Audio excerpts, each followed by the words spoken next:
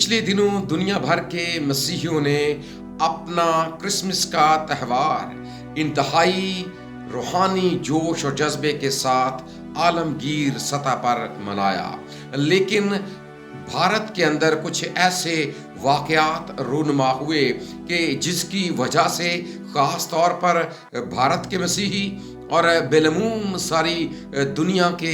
मसीही जो हैं वो इस पर अफसोस करते हुए हमें नज़र आए। लेकिन हम खुदावंद का शुक्र अदा करते हैं कि अब कुछ लोग सामने आ रहे हैं जो इस बात का इतराफ़ कर रहे हैं कि ये जो वाक़यात रूनुमा हुए इस तरह नहीं होना चाहिए था। एक ऐसी ही वीडियो मेरी नज़रों से भी गुजरी और मैंने ये मुनासिब जाना कि इस बात को आप लोगों तक भी पहुंचा दूं कि अब बहुत से ऐसे लोग हैं जो इस बात को समझना शुरू हो गए हैं कि असल में जो मसीही हैं वो किस तरह के लोग हैं, पहली बात। और दूसरी बात ये कि जो उनका हुस्न सलूक है दूसरों के साथ वो कैसा है। ज़रा आप भी सुनिए कि उस शख्स ने अपनी गुफ्तगू का आगाज़ किन अल्फाज के साथ किया और फिर ये कहा कि हमें हाथ जोड़कर अपने मसीहियों का जो हमारे मुल्क में आबाद हैं उनका हमें हाथ जोड़कर शुक्रिया अदा करना चाहिए। सुने ज़रा उस शख्स ने क्या कहा।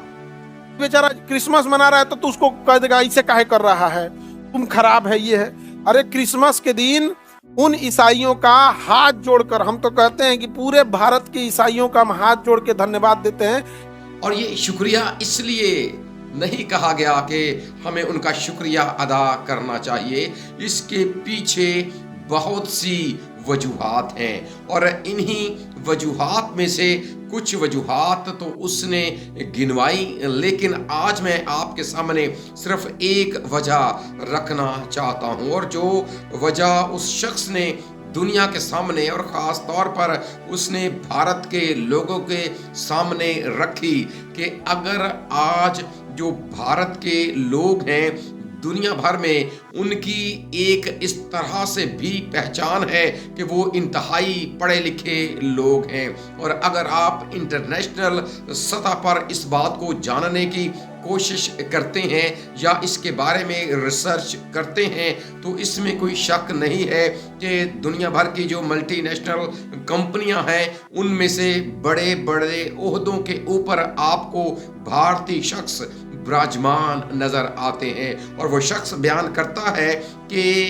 भारत में तालीमी ढांचे को परवान चढ़ाने में, इससे तरक्की देने में और भारतीय लोगों को हाईली क्वालिफाइड बनाने के पीछे कैसे इन मसीही स्कूलों का और कॉलेजेस का किरदार है। जरा सुनिए किस तरह उसने इस बात का इतराफ किया। बेचारा क्रिसमस मना रहा है तो तू उसको कह देगा इसे काहे कर रहा है, तुम खराब है, ये है। अरे क्रिसमस के दिन उन ईसाइयों का हाथ जोड़कर, हम तो कहते हैं कि पूरे भारत के ईसाइयों का हम हाथ जोड़ के धन्यवाद देते हैं कि आप लोगों ने पूरे इंडिया के एजुकेशन सिस्टम को बचा के रखा है। क्रिश्चियन, तुम्हारे जिला का 10 बढ़िया स्कूल में 10 क्रिश्चियन होगा। Saint Michael, Saint Joseph, Saint ये संत वो दुनिया भर का अपना पढ़ा रहा है वो। देखिए यहाँ पर उसने कैसे खूबसूरत अल्फाज के साथ खराजे तहसीन पेश किया है उन मसीही इदारों को कि जिनकी वजह से जो भारतीय हैं वो इस वक्त दुनिया में तालीमी लिहाज से जाने और पहचाने जाते हैं। वो कहता है कि हमारे हर ज़िले में अगर 10 बड़े स्कूल हैं, नामवर स्कूल हैं या वो मियारी तालीम अगर दे रहे हैं तो वो मसीही इदारे हैं। और ना सिर्फ वो मियारी तालीम दे रहे हैं बल्कि अगर इसके साथ देखा जाए तो वो कोई ज़बरदस्ती भी नहीं करते। यहाँ पर उसने एक बड़ी खूबसूरत बात ये की कि वो हमसे कहते हैं कि good morning, good afternoon, good evening, यानी कि वो इस मामले में भी, सलाम करने के मामले में भी वो अपना कोई दीनी मामला हमारे सामने नहीं रखते कि भाई जैसे आप अपने آپ کو یہ ظاہر کر رہے ہیں یا شو کر رہے ہیں کہ بھئی ہم بڑے دینی شخص ہیں یا ہم آپ کو اپنی طرف آنے کی دعوت دے رہے ہیں، وہ کہتا ہے کہ وہ کوئی زبردستی نہیں کرتے بلکہ ہمیشہ دوسروں کے لیے دعا ہی کرتے ہیں۔ اور یہ بات یاد رکھیں، نہ صرف اگر ہم بھارت کی بات کریں تو وہاں کا بھی جو تعلیمی ڈھانچہ ہے وہ مرہون منت ہے مسیحی سکولوں کا اور مسیحی اداروں کا، لیکن اس کے ساتھ ساتھ اگر ہم اپنے وطن عزیز کی بھی بات کریں تو ہمارے اپنے وطن میں بھی، ملک پاکستان میں بھی ہمیں جو مسیحی ادارے ہیں وہ اس معاملے میں ٹاپ آف دی لسٹ نظر آتے ہیں۔ اور اب تک جتنی نامور قیادت مختلف شعبہ جات میں پاکستان کو بھی ملی ہے، ان میں سے ایک جو بڑی تعداد ہے وہ انہی اداروں سے پڑھ لکھ کر اور گریجویٹ ہو کر آگے آئی ہے۔ دیکھیے، اگر ہم اپنے وطن عزیز پاکستان کی بات کریں تو پاکستان کے اندر بھی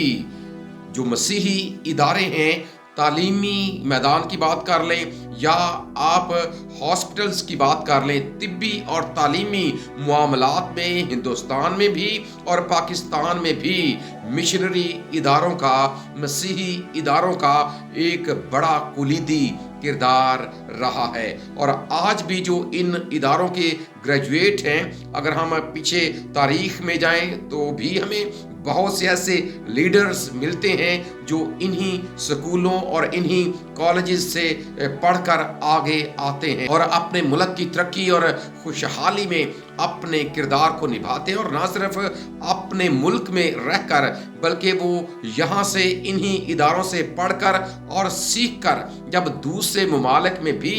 جاتے ہیں تو وہاں پر بھی اس بات کا اعتراف کیا جاتا ہے کہ واقعی یہ لوگ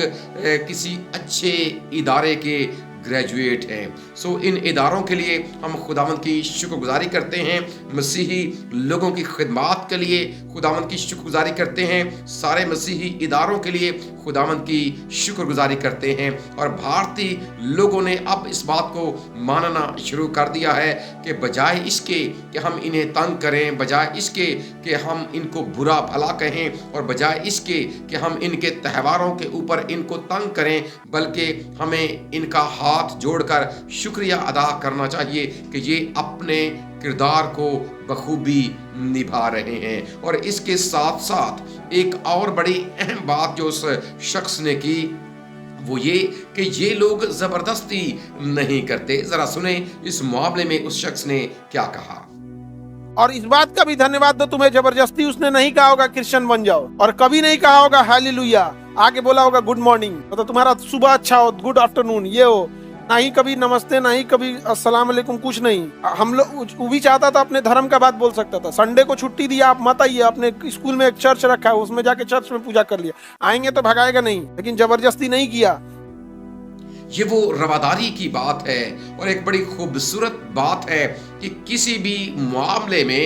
آپ کے اوپر کوئی زبردستی نہیں ہے۔ اور یہاں پر جو اس نے بات کی کہ وہ دیکھیں، اب وہ آپ کو گڈ مارننگ بولیں گے، وہ آپ کو گڈ ایوننگ بولیں گے، گڈ آفٹرنون بولیں گے، لیکن اپنا کوئی مذہبی لفظ آپ کے سامنے نہیں رکھیں گے۔ وہ یہ سمجھانا چاہتا ہے، بتانا چاہتا ہے کہ جو مسیحی لوگ ہیں وہ کسی کے ساتھ بھی زبردستی نہیں کرتے، بلکہ وہ ہمیشہ پیار کے ساتھ، محبت کے ساتھ اور رواداری کے ساتھ پیش آتے ہیں۔ اور اس بات کے لیے ہم اس گواہی کے لیے خداوند کی شکر گزاری کرتے اور خداوند کے نام کو جلال دیتے ہیں۔ اور اس کے پیچھے ظاہر سی بات ہے، جو مسیحی لوگ ہیں وہ کتاب مقدس کے پیروکار ہیں، جو خدا کا پاک کلام ہے، جو وہ ان کو بتاتا اور وہ جو ان کو سکھاتا ہے، وہ اسی بات کو اپنے سامنے رکھ کر ہر اس ملک کے لیے دعا کرتے ہیں جہاں پر وہ لوگ آباد ہوتے ہیں۔ اور اس کے لیے خدا کا بندہ پولس رسول ہمارے سامنے اس بات کو رکھتا ہے رومیوں کے خط کے 13ویں باب کی پہلی آیت میں کہ جو بھی حکومتیں ہوتی ہیں وہ خدا کی طرف سے مقرر ہوتی ہیں، اور چونکہ یہ حکومتیں خدا کی طرف سے مقرر ہوتی ہیں تو پھر ضرور ہے کہ ان حکومتوں کی تابعداری کی جائے، اور کیونکہ پھر جو ان حکومتوں کے خلاف جاتا ہے وہ اصل میں خدا کے انتظام کے خلاف جاتا ہے۔ خدا ہم سب کو یہ فضل بخشے کہ ہم جس بھی ملک میں آباد ہیں ہمیشہ اس ملک کے لیے دعا کرتے رہیں اور ہمیشہ اس ملک کی ترقی اور اس کی خوشحالی میں اپنے کردار کو بخوبی نبھاتے رہیں۔ ہمارا خدا ہمیں ایسا ہی کرنے کا فضل عطا کرے، آمین۔